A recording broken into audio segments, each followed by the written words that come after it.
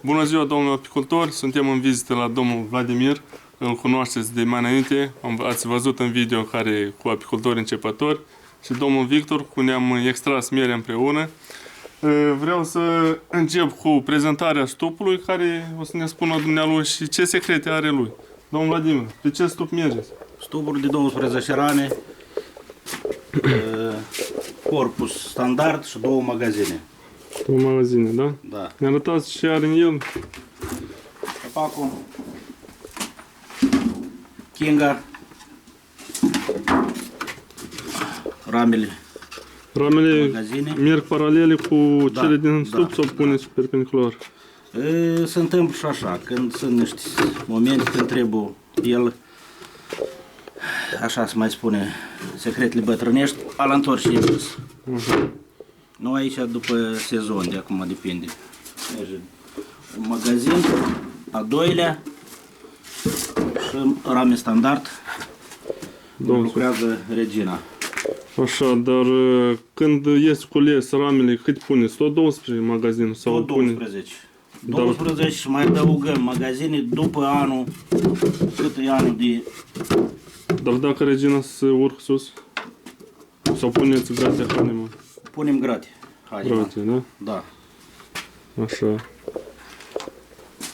Și după este necesitate, mai adăugăm magazine. Dar ce înălțime are, ce ramă magazin, ce înălțime are? Este de 145, de 132? De 145. De 145, da? Când caz de este necesitate, noi putem să adăugăm la 2 magazine, putem să adăugăm o ramă standard. Da, la 145 poți, dar la 162 rămâne La în loc. 162, nu, noi nu practicăm, noi practicăm. Așa. Văd că ați cumpărat aici, ați procurat stup noi. Cu ce vopsiți, spuneți?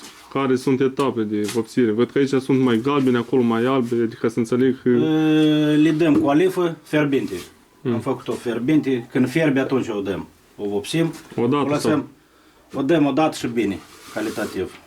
Să usucă, lemnul e foarte uscat, Și după asta Calitativ. nu mai dați cu nimic? o Vopse... vopsesc cu vopsea de Bază de ulei? bază de ulei. Dacă dai cu alifa asta, numai decât trebuie dată. Asta acum ați început sau mai înainte tot așa faceți? Acum am început. Și înainte le dam, dar nu le dam cu alifă, le vopsem. Vopsea, ramele din bradă. Numai ramele sunt din tei. Am procurat rame standard, foarte calitative, din tei și rame pentru magazin. Așa, aici ce aveți un instrument? Ce avem? Avem dentro Într-o asamblat rame, da? asamblat rame și sârmă de inox, e de dorit. Mă rog, fiecare cum are. Aici văd că aveți și un instrument care de De găurit. găurit și deodată de capsat. Totodată Deodată el cap. găurește și capsează. Arătați niște capse, o ramă asamblată deja. Vă arăt și o ramă asamblată. Aici aveți și capaci. Avem capaci, avem...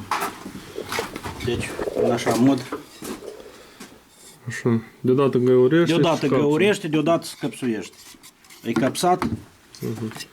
Le-ai Dar pus. dacă pentru ramele mai mici, cum le faceți lor? Doar este aparatul se micșorează. Sau se mărește. La 5, la 4, dar la Independent ce magazine, ramă. independent ce ramă. Dar la magazine la 2. Cred că e destul. Puneți 2 semne, da? Punem 2, da. Este se înlăturează, să află centru, scapsează și se găurește totodată. Ușurează lucrul apicultorului foarte mult. E un lucru care... Iarna cum iernați? Iernăm numai pe un jos, Un corp standard, nu da? un corp standard. Puneți ceva deasupra pelicul sau Nu, meșteri? nu folosim pelicul, folosim numai covoraș. Deci sub capac, eu știu, pernuță, care pun, daugă... Dar dacă familia este puternică, pe câte rame le strângeți sau lăsați standard 12 rame și independență de... În dependență de puterea familiei, cât albină să află în stup. Adică le restrângeți, nu le Le lăsați. restrângem. Nu. Le scoatem care în plus, că nu e necesitate să le lesi acolo. Acum, toamnă, ce tratament ați făcut împotriva varroa? Cubipin și Melisan. milisan, da. Și de câte ori faceți bipin? După starea albinei. Primăvara se poate, dar dacă nu Adică faceți toamna și primăvara, da? Toamna și primăvara.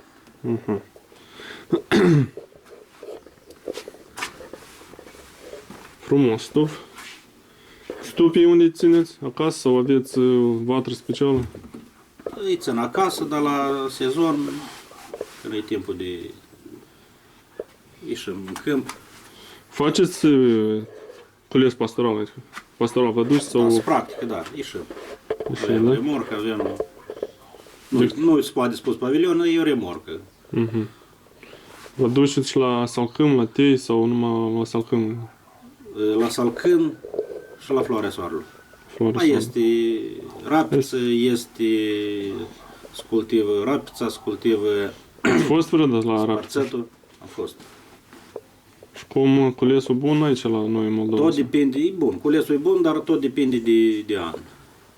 Anul apicol. Aici ai niște centuri, da? În timp Astea sunt la transportului timp transportării ca să nu nu umble, da? să nu sară capacurile, să nu... Cu centuri de asta le strângi fiecare sau... Depinde de lungimea centurii. Nu fiecare, mai multe. Dar Grupări. mai multe cum? Adică transversală, cum acolo? Sau îi pui câte o bucată de lemn, adică să le strângă Da, îi coase? pun ceva ca să nu se între dânsele și le strângi mai compact. Și le transportați, cum am spus, cu remorca care o aveți, da? Avem o remorcă făcută. Și acolo le descărcați sau le Nu, lăsați? le lăsăm pe remorcă. Lăsați, da? Mai ușor.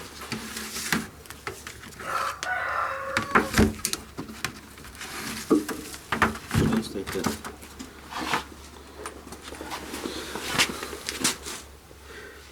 Folosiți colectoare polian sau nu?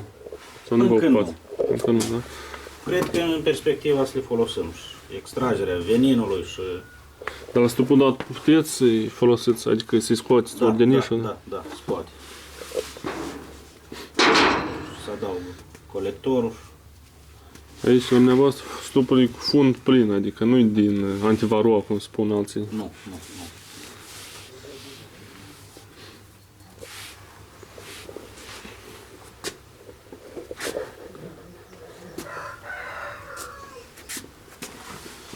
Sunt foarte calitative, sunt mulțumit, nu e nicio problemă.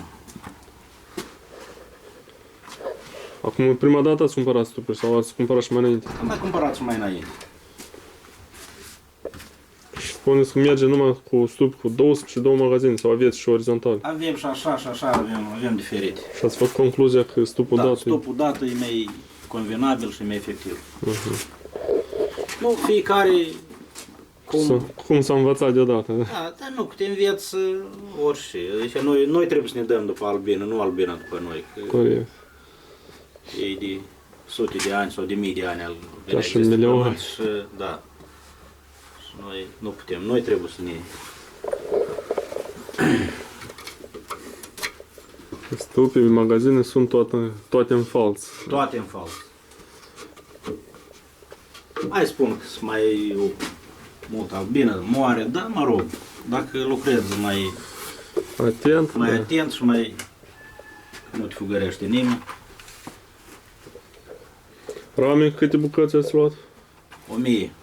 1000 de bucăți. Adică standard, Standard și pentru magazin. toate ramele sunt cu umerașă, Toate sunt cu umerașă, toate calitative. sunt calitative, sunt euro. Toate merg la export. Deci la noi se confecționează în Moldova.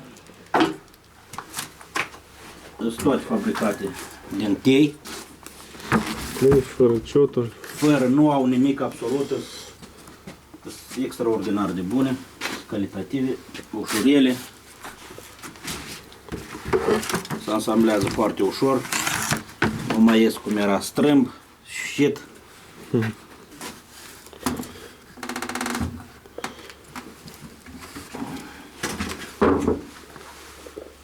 Și asta e tot. Mai secret nu sunt, asta e tot ce avem noi.